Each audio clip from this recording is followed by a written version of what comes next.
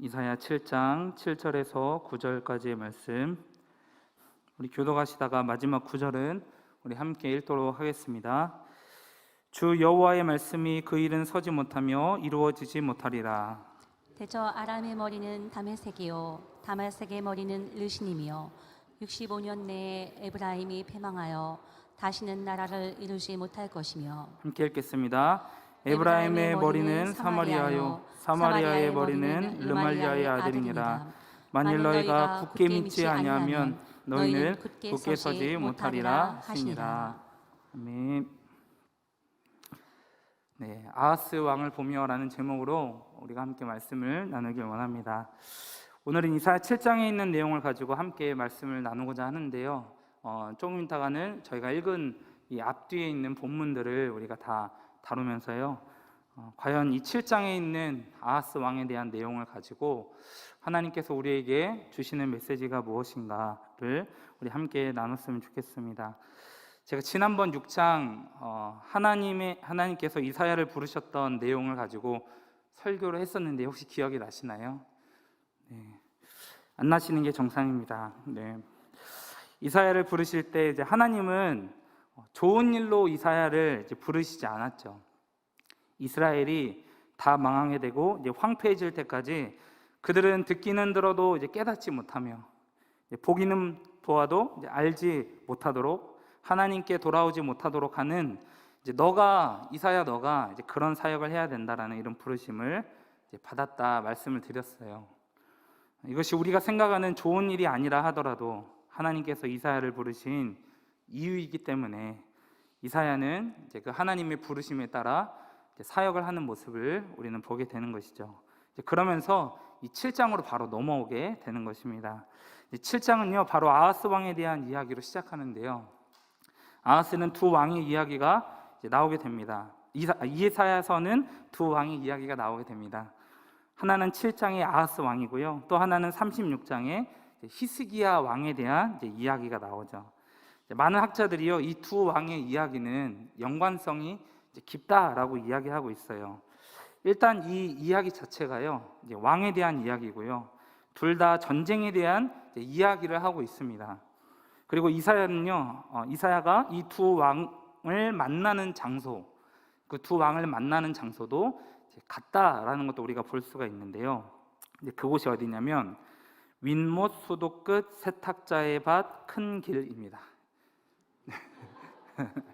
네, 제가 거짓말하는 게 아니고요. 이게 성경 속에 있습니다. 히스기야도 보시면 윗못 수도 이제 거기는 곁이라고 나와 있어요. 그 뒤에 또 그 뒤에 붙는 이름은 똑같고요. 이제 윗못 수도 곁이라고 이제 나오는데 이제 그곳이에요. 똑같은 장소입니다. 또 하나님이 또 히스기야가 병에 걸렸을 때에도 이제 히스기야가 하나님께 눈물을 흘려서 기도하니까 하나님이 그의 생명을 이제 15년 연장시켜 주시죠. 그리고 그때 주신 증거로 아하스의 해시계의 그림자를 10도 뒤로 이제 물러가게 하시는 증표를 그에게 주시거든요. 그런데 이 해시계가 그냥 해시계가 아니고요, 아하스의 해시계임을 이제 이사야가 밝혀주면서요, 두 왕이 연관성이 있음을 이사야가 계속해서 이제 보여주고 있는 장면을 보실 수가 있습니다. 그렇다면 이사야는 왜 이 두 왕의 이야기를 자꾸 연관지어서 이야기를 하려고 하는 것일까? 그렇지만 안타깝게도 이제 그 이유는요 정확하게 우리가 알 수는 없습니다. 왜냐하면 성경이 어떠한 이유 때문에 이 두 왕에 대한 이야기를 지금 하고 있다는 것을 밝히고 있지 않기 때문에 그렇습니다. 그런데 몇몇 학자들은요 이야기하기를 이것은 이사야가 므낫세 왕에게 헌정하는 책이다라고 이야기를 하더라고요. 왜냐하면 이 이사야의 사역 이제 막바지 기간이 므낫세가 통치하던 기간인데요. 므낫세가 너무 어릴 때 이제 왕이 되다 보니까 너무 철없이 정치하는 모습을 보면서 하나님 없이 이제 그 마음대로 그냥 행동하고 결정 내리는 모습들을 보면서 당신은 아하스 왕처럼 정치할 것인지 아니면 히스기야 왕처럼 정치할 것인지 이제 제시하기 위하여서 이사야가 므낫세에게 헌정하는 책으로 이사야서를 썼다라고 이제 주장하는 학자들이 있더라고요. 그러나 이제 정확히 성경에서는 그 이유를 밝히고 있지 않기 때문에 우리는 정확한 이유를 알 수가 없는 것이죠. 어쨌든 이사야는요, 아하스란 왕과 히스기야 왕의 이야기를 통해서 이제 독자들에게 무엇인가를, 어떤 특정한 인물이든지 간에 무엇인가를 전달하고자 하는 것은 확실한 것 같습니다. 설교 중후반부에 이 왕의 비교를 통해서 하나님이 말씀을 통해 주시는 교훈을 우리가 함께 나눴으면 좋겠고요.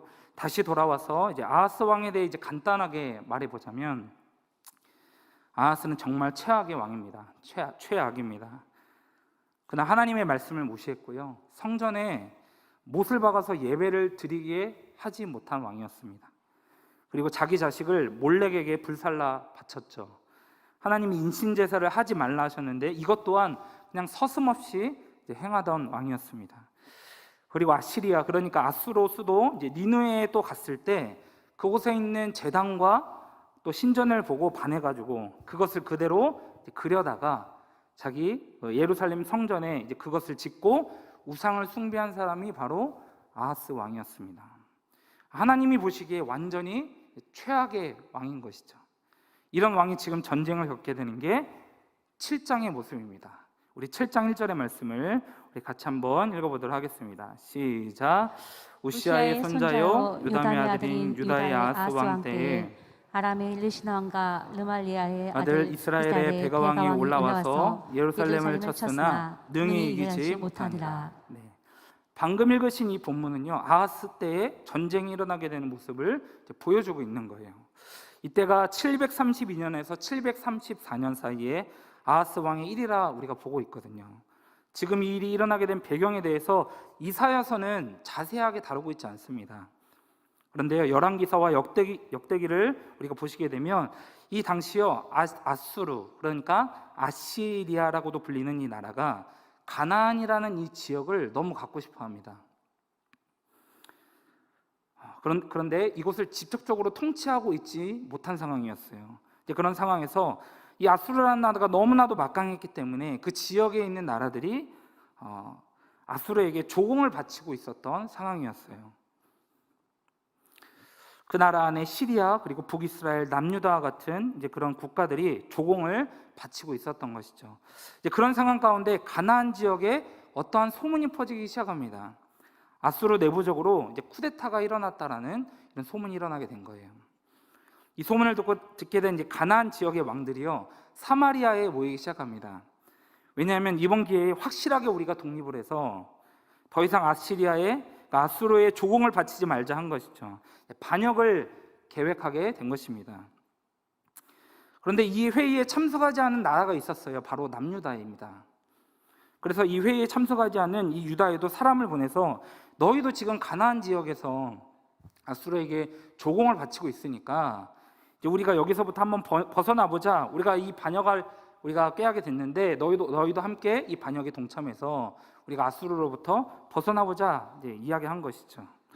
그런데 아하스가요, 계산해 보니까 아무리 그래도 아수르인데 쿠데타 정도는 금방 이제 정리하고 우리가 이런 역적모의를 했다는 것이 들키게 되면 나중에 이제 뒷감당을 어떻게 해야 될지 모르겠는 거예요. 그런 생각을 하다 보니까 남유다는 이 반역 모의에서 쓱 빠지게 됩니다. 함께 반역에 동참하지 않은 것이죠. 그랬더니 상황이 이제 어떻게 흘러가게 되냐면요, 당시 시리아와 북이스라엘이 반역의 주동자들이었거든요. 아수르를 치러 가는 것이 아니라 반역에 동참하지 않은 유다를 치러 내려오게 된 상황입니다. 그게 오늘 이사야 7장에 전쟁이 일어나게 된 동기인 것이에요. 그래서 이제 성경은요, 아람의 르신, 그러니까 시리아의 르신 왕과 북이스라엘의 베가 왕이 예루살렘을 치러 왔다라고 7장 1절에 이야기하고 있습니다. 그런데 또 성경이 밝혀주고 있는 것이 무엇이냐면요, 그 두 사람이 능히 이기지 못할 것이라 이야기하고 있어요. 이게 무슨 뜻입니까? 유다에 지금 전쟁이 발생했는데 지금 엄청난 국가적 위기가 닥쳤는데 별로 걱정이 없는 전쟁이라는 것을 성경이 이야기해주고 있는 것이죠. 그런데 문제가 있습니다. 우리 2절을 한번 보도록 하겠습니다. 우리 2절의 말씀 같이 읽겠습니다. 시작. 어떤 사람이 다윗의 집에 알려 이르되 아람이 에브라임과 동맹하였다 하였으므로 왕의 마음과 그의 백성의 마음이 숲이 바람의 흔들림같이 흔들렸더라. 아멘. 여기서 아람은요 시리아 왕국을 뜻하는 것이고요. 에브라임은 북이스라엘 왕국을 뜻하는 말입니다. 이제 시리아의 왕인 르신과 북이스라엘의 왕인 베가가 이제 쳐들어왔지만 1절에서 뭐라고 했습니까? 능히 이기지 못할 것이라고 이미 이야기했어요. 별 걱정 없는 전쟁이라는 것이죠. 남유다 너희들이 넉넉히 이것을 이길 수 있을 것이야. 그런데 2절에 아하스 왕의 모습은 어떻습니까? 왕의 마음과 그의 백성의 마음이 숲이 바람에 흔들림 같이 흔들렸더라. 아주 사시나무 떨듯이 떨고 있는 것이죠. 이 상황을 굉장히 지금 무서워하고 있는 모습이라 우리는 볼 수 있는 것입니다. 그리고 그러고 있는 아하스 왕에게 여호와 하나님께서 지금 이사야를 보내고 계시는 장면이에요. 그러면서 3절을 보니까요, PPT를 띄워주시고 3절을 보니까 제가 읽겠습니다. 여호와께서 이사야에게 말씀하시는데요, 너와 내 아들 스알야습을 데리고 가라 말씀하십니다. 이게 무슨 뜻일까요? 스알야습의 뜻은요, 남은 자가 돌아올 것이라는 뜻을 가지고 있습니다. 남은 자가 돌아오게 된다. 어떻게 보면 이것은 좋은 의미인 것 같죠. 남은 자가 돌아오게 될 것이니까요. 그런데 이 의미를 잘 생각해 보게 되면요, 남은 자가 있으려면 무슨 일이 먼저 있어야 될까요? 전쟁이 먼저 일어나야 되는 것이죠. 그리고 전쟁에서 수많은 사람들이 끌려가야 되고 그곳에서 남는 자가 생겨나야 되는 것입니다. 바로 이 두 가지 메시지를 하나님은 이사야의 아들 스알야습을 통해서 아하스 왕에게 지금 전달하고 싶으신 거예요. 분명히 남은 자가 돌아올 것이다. 그런데 그 전에 심판이 있을 것이야. 왜요? 심판이 먼저 있어야 남은 자가 의미가 있기 때문에 그렇습니다. 심판이 있을 것이나 남은 자가 돌아오게 될 것을 아하스 왕에게 동시에 선포하는 의미로 이사야의 아들 스알야습을 아하스가 있는 그곳에 지금 데려가고 있다는 것이죠. 그리고 이사야는요, 윗머스더 끝 세탁자의 밭 큰 길에서 드디어 아하스 왕을 만납니다. 4절에 보시면 4절도 띄워주시고요, 그에게 이르기를 너는 삼가며 조용하라. 이게 무슨 뜻일까요? 너 너무 앞서가지 말라 이야기하고 있는 것입니다. 아하스, 너 너무 섣부르게 지금 잔머리에 굴리지 말아라. 외교적으로 이 문제 풀려고 하지도 말고 또 어느 나라에 도움을 요청할지도 생각하지 말아라. 그냥 조용히 좀 있어라. 그냥 묵묵히 지금 너가 해야 될 행동은 주님을 바라보는 것이야. 이 이야기를 하고 있는 것이죠. 그런데 우리는 또 여기서 주님이 하실 것을 조용히 가만히 있으면서 그냥 아무런 기대도 없이 그냥 우리가 퍼져서 하나님이 하시는 것을 지켜만 봐야 된다라고 이제 이해하시는 분들이 종종 있으세요. 그냥 나는 아무것도 안 해도 돼. 하나님이 하실 것이니까. 그런데 성경에 보면요, 출애굽기 때도 홍해 앞에서 모세가 말하죠. 너희는 두려워하지 말고 가만히 서서 여호와께서 오늘 너희를 위하여 행하시는 구원을 보라. 이런 표현들을 볼 때예요, 그래 정말 우리는 아무것도 해서는 안 돼. 꼼짝도 하지 않을 거야. 그렇게 우리는 받아들여서는 안 된다는 것이죠. 여기에서 주님을 바라보라 말하고 있는 것은요, 아무것도 안 하면서 수동적으로 있는 것이 아니라 아주 액티브하게 긍정적으로 주님을 갈망하면서 주님이 하실 것을 기대하면서 하나님께서 우리들에게 어떻게 하실지 소망하는 마음으로 주님을 바라보라 말하고 있는 것입니다. 이게 성경에 말하는 주님을 바라보는 자들의 태도인 것이죠. 계속해서 4절을 보시면요, 4절 띄워주시고요, 르신과 아람과 르말리아의 아들이 심히 노할지라도 이들은 연기나는 두 부직갱이 구루터기에 불과하니 두려워하지 말며 낙심하지 말라. 여기서 부직갱이가 무엇입니까? 우리 성도님들 부직갱이 아시죠? 옛날 사람들이 이제 아궁이에 불을 지피거나 그 불을 끌어내릴 때 사용하던 가느다란 이제 막대기입니다. 이 부직갱이를 사용하다 보면 부직갱이 끝에 이제 불이 붙기도 하고 연기가 나기도 하죠. 이제 그러면 부직갱이 이제 우리가 불이 붙었다고 했을 때 우리 성도님들 어떻게 행동하실 거예요? 이 부직갱이에 지금 불이 붙었습니다. 연기가 나고 있습니다. 우리 성도님들 어떻게 하시겠습니까? 네. 그냥 바닥에 탁 하고 쳐버리거나, 그렇죠? 후 불어버리거나, 그냥 바닥에 비벼버리겠죠, 그렇죠? 별거 아닌 일이잖아요. 그거 붙었다고 엄마 부르고 우리가 신고하고 그러지 않잖아요. 그냥 바닥에 한번 비벼주면 그걸로 끝입니다. 그러니까요, 이사야는 이 두 왕이 아무리 화가 나서 별의별 행동을 다 할 것처럼 소란스럽게 해도 그들은 부지깽이 같은 존재들이니까 두려워하지 말고 낙심하지 말라 이야기하는 것이죠. 오직 뭐하라? 주님만 바라봐라. 그 상황 속에서 주님을 찾아라. 그것도 기대하는 마음으로, 소망하는 마음으로, 주님을 믿는 마음으로 바라보라 이야기하고 있는 것입니다. 그러면서 이사야는요, 그 두 부지깽이들이 시리아와 북이스라엘이 왜 예루살렘에 쳐들어오려고 하는지 그 이유를 5절과 6절에 우리들에게 이야기해주고 있는데요. 우리 5절과 6절을 같이 한번 읽어보도록 하겠습니다. 시작. 아람과 에브라임과 르말리아의 아들이 악함께로 너를 대적하여 이르기를 우리가 올라가 유다를 쳐서 그것을 쓰러뜨리고 우리가 위하여 그것을 무너뜨리고 다부엘의 아들을 그 중에 세워 왕으로 삼자 하였으나. 아멘. 침략자들의 의도가 어디에 있습니까? 유다를 정복하고요, 예루살렘을 정복해서 아하스를 제거한 다음에 누구를 왕으로 세우려고 하는 것이죠? 지금 다부엘의 아들을 왕으로 세우려고 하는 것입니다. 이 다부엘의 아들, 이것을 문자 그대로 해석하면 무엇이냐면 바보, 멍청이, 이제 말미잘, 쪼다, 이제 이런 것을 뜻하는 것입니다. 진짜 그렇습니다. 그러니까 쉽게 말해서요, 두 부지깽이 왕이 하라는 대로 쉽게 움직일 수 있는 꼭두각시 왕을 지금 이 두 왕은 세우고 싶은 거예요.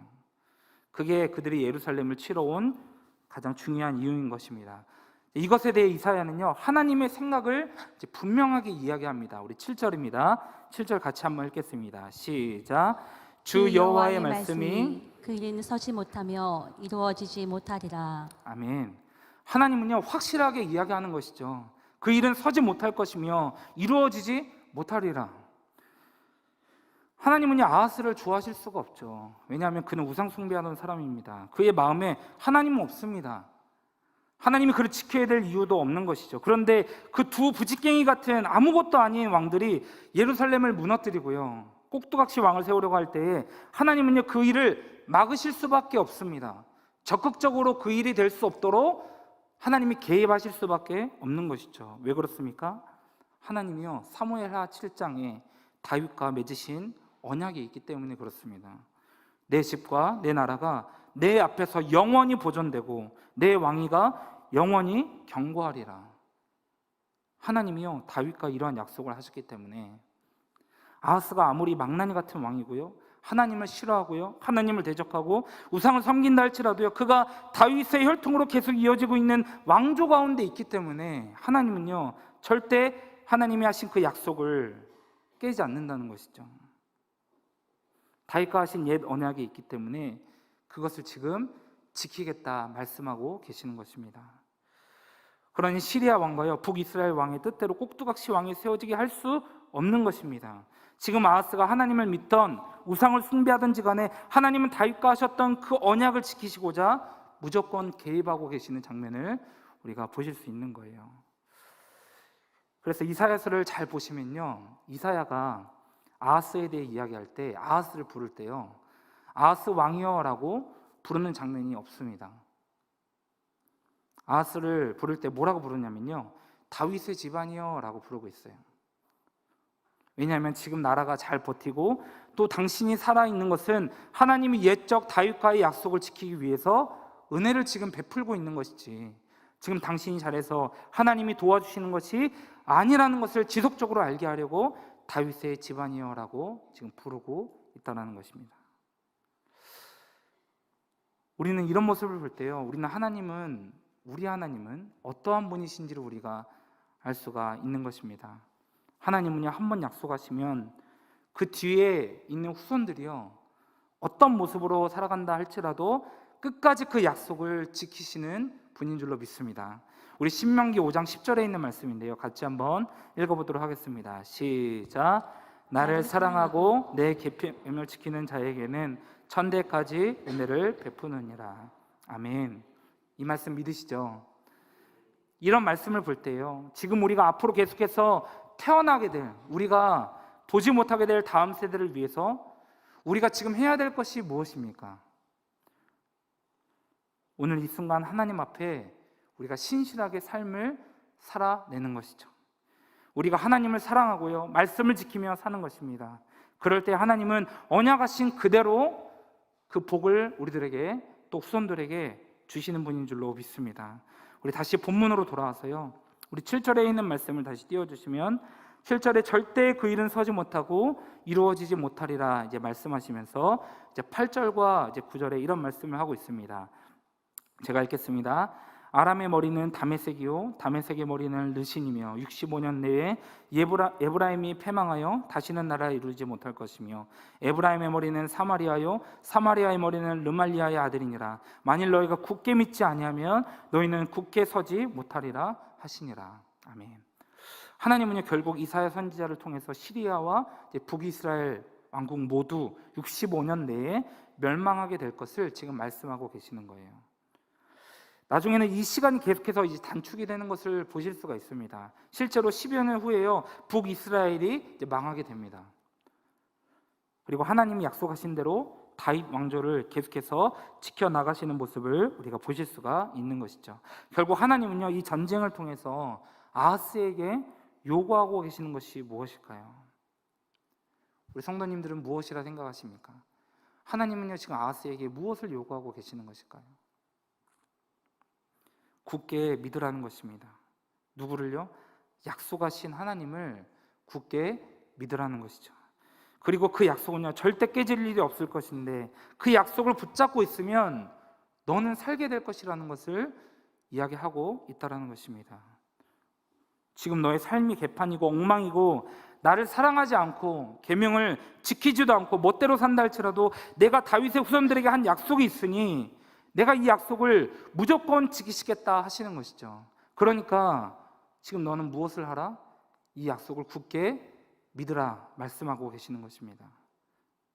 우리도 하나님에 대한 이런 믿음이, 약속하신 말씀에 대한 믿음이 굳건할 수 있기를 간절히 소망합니다. 그리고 예루살렘이 무너질 수 없는 분명한 이유가 말씀 속에 숨겨져 있습니다. 우리 말씀 8절과 9절의 말씀인데요, 다시 한번 띄워주셔서 이 말씀 구절을 잘 보시면서 제가 이제 잘 보시게 되면 아람의 머리는 누구라고 이야기하고 있죠? 다메섹이라고 이야기하고 있습니다. 아람의 수도가 다메섹이란 것이에요. 그럼 다메섹의 머리, 왕은 누구냐 이야기하고 있냐면 르신이라 이렇게 이야기하고 있는 것이죠. 그리고 에브라임의 머리는 어디입니까?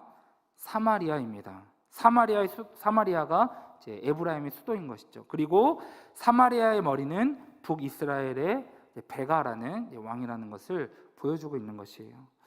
자, 그렇다면 우리는 이런 말씀을 볼 때 실제 오늘 말씀 속에 직접적으로 이제 드러내고 있지는 않지만 우리는 이런 유추를 해볼 수 있는 것이죠. 그렇다면 유다의 머리, 유다의 수도는 어디입니까?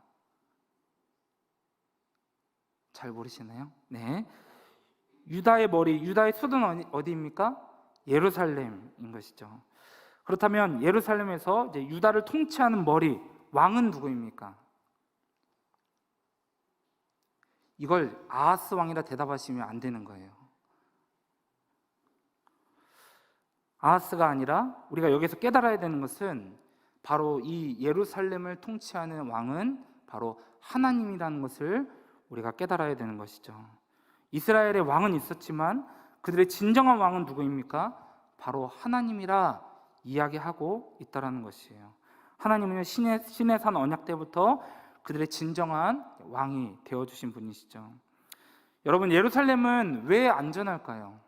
왜 하나님은 전쟁 속에서도 두려워하지 말고 떨지 말라 이야기하고 계시는 것일까요?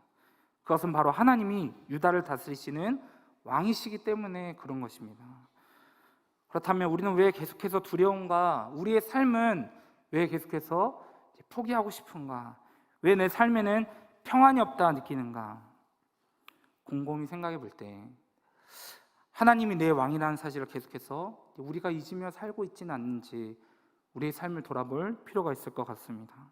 하나님은 믿지만요, 하나님이 이제 대단하신 분이시고 위대하신 분이시고 전지전능하신 분이라는 사실을 우리가 알고는 있지만 그게 나와 내 삶에 크게 연관되어 있음을 이제 느끼지 못하며 살고 있기 때문에 우리는 계속해서 포기하고 싶고 두려워하며 평안이 없는 삶을 살아가고 있는 것이죠. 그러나 왕은요, 왕이 하는 일은 우리가 사는 삶과 직접적인 연관이 있을 수밖에 없습니다. 그냥 이 나라가 돌아가는 일들을 한번 보시기 바랍니다. 대통령이 나라에 명령을 내려서 정치인들과 함께 법을 바꿔 나아갈 때도요, 우리는 그것을 직접적으로 또는 간접적으로 그 정책과 변화들에 대해 피부로 느끼며 살아갈 수밖에 없는 것이죠. 만약에 그렇다고 한다면, 하나님이 나의 왕이시라고 한다면, 그분이 나에게 말씀하실 때마다, 하나님이 우리를 인도하실 때마다 우리는 하나님과 함께 있음을 확신하며 살 수밖에 없는 것입니다. 하나님이 나의 진정한 통치자이심을 믿게 될 때 우리는 평안한 삶을 살아갈 수밖에 없다는 것이죠. 이것이 확실한 믿음의 영역인 것입니다. 오늘 본문 속에서 이사야는요, 예루살렘의 머리는 누구인지 일부러 말하고 있지 않습니다. 왜 그렇습니까? 우리가 이 말씀을 볼 때요, 우리가 스스로 바라보며 이 말씀을 보며 깨닫기를 원하는 것이죠. 이렇게 말씀을 들으면서 남유다의 머리는 누구인가, 예루살렘의 머리는 누구인지를 우리가 말씀을 대할 때에 스스로 깨닫고 돌아오기를 바란 것입니다. 하나님만이 진정한 우리의 왕이 되심을 깨닫기를 바랬던 것이죠.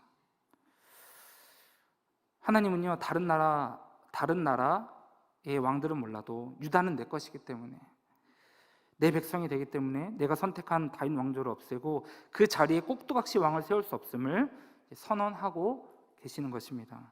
그리고 우리가 잘 아는 이야기, 임마누엘 이야기가 나옵니다. 우리 10절과 11절인데요, 우리 같이 한번 읽어보도록 하겠습니다. 시작.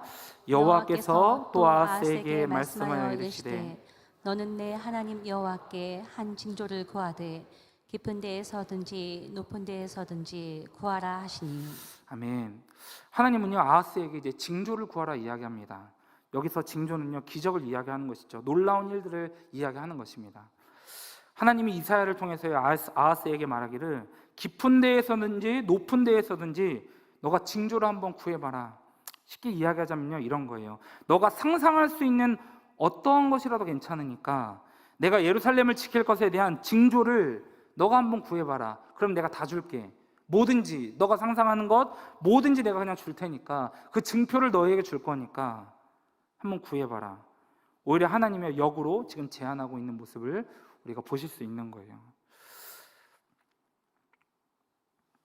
그런데 12절을 보니까요, 12절 제가 한번 읽어보도록 하겠습니다. 12절. 아하스가 이르되 나는 구하지 아니하겠나이다. 나는 여호와를 시험하지 아니하겠나이다 한지라. 네. 아멘. 아하스가 지금 굉장히 겸손하고요, 모범적인 어떤 대답을 한 것처럼 보입니다. 그런데 사실은요, 열왕기와 또 역대기를 보시면 아시겠지만 아하스는요, 이미 아수르에게 도움을 요청한 상황이에요. 이미 사신을 보내서요, 돈과 함께 이제 우리가 이런 위기를 닥쳤으니까 빨리 우리나라에 와서 우리를 도와줘라. 이미 수를 쓴 상황인 것이죠. 그러니까 지금 아하스가 12절에 이야기하고 있는 이 이야기가 무엇이냐면, 하나님, 지금 저는요, 외교적으로 이 문제를 잘 풀어갈 수 있습니다. 그러니까 하나님은 여기에 개입하지 마십시오. 저 혼자서도 충분히 감당할 수 있는 겁니다. 저는 여호와께 구하지 않겠습니다. 여호와를 시험하지 않겠습니다. 지금 이렇게 말하고 있는 것입니다. 그래서 하나님께서 아하스에게 말씀을 주시는데요, 이사야가 아주 호되게 야단을 치고 있는 모습을 보실 수가 있습니다. 우리 13절인데 같이 한번 읽어보도록 하겠습니다. 시작.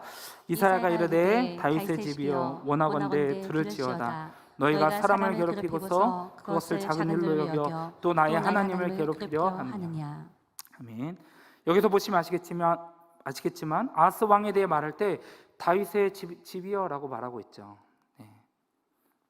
다 아시겠지만 옛적 다윗과의 언약을 생각해서 하나님이 지금 은혜를 베풀 것이다 라는 것을 이사야가 이야기하고 있는 것입니다. 원하건대 들을지어다. 이것은 지금 책망하려는 것이죠. 너희가 사람을 괴롭히고서 그것을 작은 일로 여겨 또 나의 하나님을 괴롭히려 하느냐. 무슨 말입니까? 너 하나님이 지금 징표를 주시겠다라고 너에게 말씀하고 계시는데 왜 너는 그것을 거절하려고 하느냐 하면서 아하스를 지금 책망하고 있다는 것입니다. 우리는 여기서 한번 생각해 볼 필요가 있죠. 하나님께서 우리가 징표를 이제 하나님 앞에 징표를 구하지 않는 것이 과연 좋은 것일까?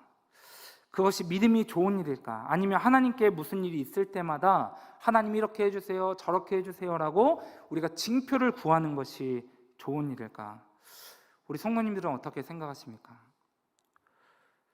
신약에도 보면요, 예수님께서 요나의 기적밖에 보여줄 게 없다라고 이야기하십니다. 이 이야기를 왜 하시냐면요, 예수님을 따라다니는 사람들이 너가 하나님의 아들이라면 이적과 기사를 좀 보여줘라, 계속해서 그러한 요구들을 했기 때문에 예수님은 이들을 향해 탄식하시는 모습을 말씀을 통해 우리에게 보여주고 있는 것이죠. 그러니까 여기서 이적을 요구하는 모습을 보게 될 때요, 별로 좋지 않은 모습처럼, 하나님 앞에 기적을 바라는 모습이 별로 믿음이 없는 모습처럼 보인다라는 것입니다. 그런데 오늘 이사야서 이 본문에서는요, 반대로 기적을 보여줄 테니까 뭐든지 요구해봐라, 하나님께서 그렇게 말씀하시는데 아하스 왕은 지금 거절하고 있다라는 것이죠. 그랬더니 이사야가 그 모습을 보고 혼내고 있는 것입니다. 그러니까 여기서 제가 우리 성도님들께 말씀드리고 싶은 아주 중요한 것은요, 좀 전에 제가 징표를 구하는 게 좋은가 아니면 안 구하는 게 좋은가를 물어봤습니다. 그러나 실은요, 징표를 구하고 안 구하고가 중요한 게 아니라는 것입니다. 여기서 중요한 것은요, 증표를 구하든 하나님 앞에 증표를 구하지 않든지 간에 사람의 마음이 문제라는 것을 저는 말씀드리고 싶은 거예요. 그것을 구하게 되는 마음의 동기가 중요하다는 것을 말씀드리고 싶은 것입니다. 우리가 보통 하나님께 증표를 요구하는 것이요, 하나님에 대한 믿음이 부족한 것으로 우리가 생각할 때가 많죠. 그러나 여러분, 전혀 그렇지 않습니다. 히스기야 왕의 이야기를 보시면요, 히스기야는 죽을 병에 걸리게 되죠. 그럴 때 눈물을 흘려 기도했고 15년 생명을 연장받았습니다. 그때 주신 증표가 있습니다. 무화과나무 열매 뭉치를 가져다가 질병에 붙여서 나은 것이 있고요, 그리고 아하스의 해시계가 10도 뒤로 물러나는 증표를 그에게 하나님께서는 보여주세요. 하나님은 때로 하나님을 믿는 자들에게 이런 증거와 기적을 베풀어 주시는 분이십니다. 그렇다면 우리가 히스기야의 믿음이 약했나? 히스기야의 믿음이 어렸나? 그래서 하나님이 들어주셨나? 전혀 그렇지 않은 것이죠. 히스기야의 왕의 이 이야기를 아는 사람들은요, 그는 전쟁과 같은 이런 위기의 상황 속에서 아하스 왕같이 다른 수를 쓴 것이 아니라 하나님 앞에 그냥 무릎 꿇고 기도합니다. 하나님을 먼저 찾는 사람입니다. 근데 이런 사람이 믿음이 없는 사람일까요? 절대 그렇지 않다는 것이죠. 하나님은 그런 그가 증표를 구할 때 증표 주시기를 기뻐하시는 분이라는 사실을 우리는 말씀을 통해 확인할 수 있는 것입니다. 그래서 이 이야기 속에서 드러난 이 두 왕의 이야기를 보게 될 때 하나님께 기적을 요구하고 이적을 요구하는 히스기야 왕은 좋은 왕이고, 주시겠다고 하는데도 거부하고 있는 이 아하스 왕은 안 좋은 왕의 모습처럼 보입니다. 왜 이런 일들이 벌어지게 됩니까? 그것은요, 증표를 요구하는 근거, 그들의 마음 동기가 중요하기 때문에 그런 것이죠. 히스기야는요, 하나님은 치료하실 수 있는 분이라는 그 믿음을 가지고 하나님 앞에 그 증표를 요구했다라는 것이에요. 그래서 하나님은 그런 그의 마음을 보시고 증표 구함을 보시고 그에게 기적을 베풀어 주셨다라는 것입니다. 하나님은 우리가 증표를 구하고 안 구하고가 아니라요, 그가 하나님을 얼마나 신뢰하고 있는 마음으로 하나님을 대하고 있는지를 하나님은 우리에게 중요하게 보고 있는 부분이라는 것이죠. 그러나 아하스는요, 하나님이 하신 그 언약의 근거에서 하나님은 예루살렘을 충분히 보호하시고 지키실 수 있는 분임을 그는 믿지 못한 것입니다. 하나님과 선지자 앞에서 겸손한 척하고 하나님을 믿는 척했지만 실은 그 안에 하나님에 대한 믿음이 없었던 것이죠. 그러니 아수르에게 사신을 돈과 함께 보내서 외교적으로 이 전쟁의 문제를 풀려고 했던 것이 아하스 왕의 모습이었던 것입니다. 우리의 삶도 마찬가지죠. 하나님 앞에서 우리가 어떤 증거를 요구하고 안 하고가 실은 중요한 게 아닙니다. 살다가 하나님 앞에 우리가 증거를 요구하게 될 때 내가 하나님에 대한 어떠한 마음을, 어떠한 믿음을 가지고 구하고 있는지가 중요하다라는 것입니다. 만약에 내가 그 증거를 하나님 앞에 구하지 않는 삶을 산다 할지라도 구하지 않는 그 근거가 내가 하나님을 신뢰하고 있기 때문에, 내가 하나님을 믿는 믿음으로 삶을 살아내고 있기 때문에 내가 구하지 않는다라고 한다면 하나님은 그 중심을 보시고 기뻐하신다라는 거예요. 저는 매 순간 우리가 기도하는 대로 증거가 나타나지 않을 것이라고 저는 확신하고 있습니다. 왜냐하면요, 하나님이 하시는 일은 우리가 다 알 수 없기 때문에 그렇습니다. 물론 우리 믿음이 어릴 때 간구하는 기도는요, 하나님이 들어주실 때가 많아요. 마치 어린아이가 막 울고 있을 때, 막 때렸을 때, 말도 제대로 하지 못할 때 무조건 그 아이가 원하는 것을 들어줄 수밖에 없는 것처럼, 우리 믿음이 어릴 때에는 당연히 하나님께서 그때그때마다 즉각적으로 응답하실 때가 있는 것이죠.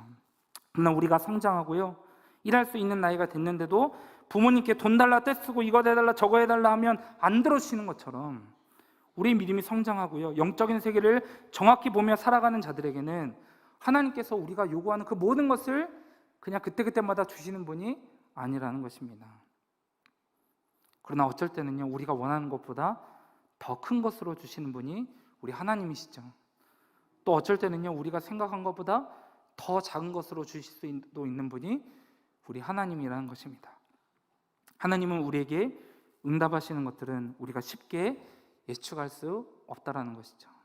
그러나 중요한 것은요, 내가 하나님의 징표를 구한다 할 때 나는 과연 어떤 믿음으로, 하나님에 대한 어떠한 신뢰함으로 구하고 있는가가, 혹은 구하고 있지 않는가가 중요하다라고 말씀드리고 싶습니다. 만약에 내가 굉장히 필요한 것이 있습니다. 내가 해결받아야 될 문제가 있습니다. 하나님 앞에 오늘 이 시간 깊이 간구하시며 나아갈 수 있기를 간절히 소망합니다. 징표를 구하시기 바랍니다. 대신에 하나님을 믿는 믿음으로, 하나님께서 분명히 내 기도에 응답하실 것이고, 하나님은 약속에 근거하여서 내 모든 기도에 응답하시며 역사하실 것을 믿는 믿음으로 간구하시며 나아갈 수 있기를 간절히 소망합니다. 이것은요, 기복주의가 아닌 것이죠. 왜냐하면요, 기복주의는 복을 바라면서, 내가 성공하기를 바라면서 하나님을 이용하게 될 때에, 하나님을 사용하게 될 때에 그것은 철저하게 기복주의가 되지만, 하나님이 내 진정한 왕이시고 내 주인이시기에 내 기도에 응답해 주실 수 있는 전지전능하신 분이심을 우리가 믿고 기도하는 것은요, 기복주의가 아닌 것입니다. 성경에서도 말하듯이 하나님 앞에 구하라 하셨습니다. 우리가 하나님 앞에 구할 때에 하나님은 그에 맞게 주시는 분임을 믿음으로 선포하시면서 기도하며 나아가실 수 있는 우리 성도님들 될 수 있기를 주님의 이름으로 축복합니다. 다만 하나님을 시험하셔서는 안 됩니다. 하나님을 재보려 하지 마시기 바랍니다. 그런 마음으로 구하는 기적은요, 하나님이 원하시는 방법이 아닌 것이죠. 그런데 아하스는요, 하나님을 믿지 못하는 마음을 숨기면서 아주 위선적인 행동을 하고 있는 것입니다. 그러니까 하나님 앞에 야단맞고 있는 것이죠. 그러다 보니 하나님께서 친히 징표를 일방적으로 그에게 주시겠다 말씀하십니다. 그게 우리가 잘 알고 있는 14절에 있는 말씀입니다. 우리 14절의 말씀을 같이 한번 읽어보도록 하겠습니다. 시작. 그러므로 주께서 친히 징조를 너희에게 주실 것이라. 보라, 처녀가 잉타하여 아들을 낳을 것이요 그의 이름을 임마누엘이라 하리라. 아멘. 우리가 잘 아는 구속사적 설교, 메시아 중심의 설교를 하게 될 때 자주 사용하는 본문입니다. 마태도 1장이요, 이 본문을 인용했죠. 그렇지만 우선 메시아 중심으로, 예수 중심으로 이 말씀을 보기 이전에요, 당시에, 그러니까 하나님이 아하스 왕에게 이 말씀을 주시는 그 당시에 아하스 왕에게 징조를 주신 그 의미를 우리가 먼저 아는 것이 중요할 것 같습니다. 여기 나오는 처녀라는 것은요, 원래 히브리어 단어로 여자, 여인이라는 단어의 뜻을 가지고 있습니다. 그런데 이것이 처녀라고 번역된 이유가 있는데요, 무엇이냐면 이것을 히브리어 성경에서 헬라어 성경으로 70인역이라고 우리가 보통 이야기하고 있는데요, 번역을 하게 될 때 그 번역자들이 실은 이 구약에 있는 메시지를 구속사 중심으로, 메시아 중심으로, 예수 중심으로 해석을 하려고 하다 보니까요, 이 여인이라는 단어를 처녀라고 번역을 해놨어요. 왜냐하면 동정녀 마리아 탄생의 이야기와 연결시키기 위하여서 처녀로 번역한 것이죠. 그런데 그렇다면 오늘의 이 번역이 틀린 것인가? 꼭 그렇지도 않습니다. 왜냐하면 이 처녀도 실은 여인, 이 여자 안에 포함되어지는 단어이기 때문에 그런 것이죠. 우리는 당시 하나님이 아하스에게 징표를 주신 의도에 대해 지금 파악하고 있습니다. 히브리어 단어 그대로 이 단어를 처녀가 아닌 여인으로 해서 보게 되면요, 여인이 잉태해서 이제 아이를 낳을 것이다. 그 아이의 이름을 임마누엘이라 지어라라고 이야기하고 있는 것입니다. 여기서 임마누엘의 뜻은 무엇입니까? 하나님이 우리와 함께 계시다. 네. 그렇다면요, 아하스 왕은요, 이제 여인을 두고 이제 자녀를 낳게 됐는데 그 자녀의 이름이 임마누엘이어서 이 자녀를 볼 때마다 이제 무엇을 느끼게 되는 것이죠? 하나님이 우리와 함께 계시다. 하나님이 우리와 함께 계시는데 왜 내가 다른 방법을 찾고 있지? 왜 내가 다른 신을 섬기고 있지? 이런 것들을 느끼면서 자신이 하나님을 온전히 믿지 못하고 있음에 대한 마음 찔림과 하나님 앞에서 회개하도록 하나님께서는 일방적으로 그에게 징표를 주시고 계시는 장면을 우리가 보게 되는 것이죠. 그렇지만 아하스는요, 더 하나님을 이제 멀리하게 됩니다. 징표를 보고도요, 그 아들을 보고도 깨닫지 못하고 하나님께 돌아오지 않습니다. 어찌 보면요, 하나님이 바라셨던 일일지도 모르겠습니다. 왜냐하면요, 6장 앞에 하나님께서 그들이 보아도 알지 못하고 그들이 들어도 깨닫지 못하게 하는 사역을 이사야에게 맡기셨기 때문에 그런 것이죠.